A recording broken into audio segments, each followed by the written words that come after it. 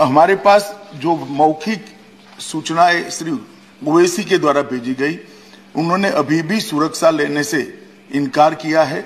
मैं सदन के माध्यम से श्री ओवैसी को विनती करना चाहूंगा कि वो तत्काल सुरक्षा ले ले और हम सबकी चिंता का समाधान करें। धन्यवाद।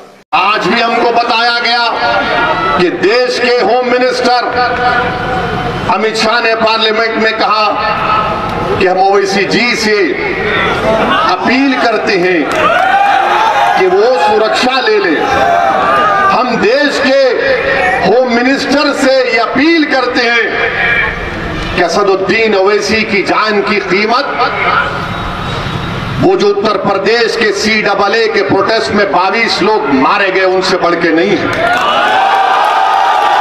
असदुद्दीन ओवैसी की जान की कीमत पीलू से बढ़कर नहीं है, रगबर से बढ़कर नहीं है, अखलाक से बढ़कर नहीं है, ना वो बदायूं का बच्चा जो अब तक अपनी मां जिसके लिए रो रही है उसकी जिंदगी से बढ़कर है। अगर आप सेफ रहेंगे, दलित, अति पिछड़ा, कमजोर सब लोग सुरक्षित रहेंगे तो ओवैसी सेफ रहेगा।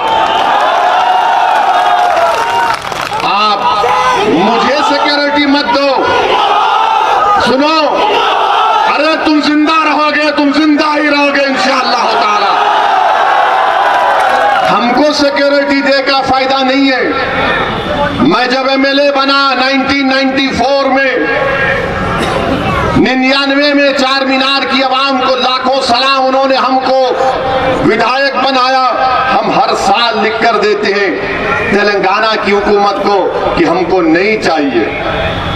मैं पसंद नहीं करता कि लोग बंदूक लेकर मेरे साथ फिरे। मैं घुटन की जिंदगी नहीं गुजार सकता। मैं घुटन की जिंदगी नहीं गुजार सकता। मैं आजाद पंछी की तरह अपनी जिंदगी गुजारना चाहता हूं। और हुकूमत का काम यह है कि हुकूमत हमारी सिक्योरिटी से ज्यादा उन लोगों को सुरक्षा पहुंचाए जिनको गोश्त के नाम पर मार मार कर खत्म कर दिया जाता।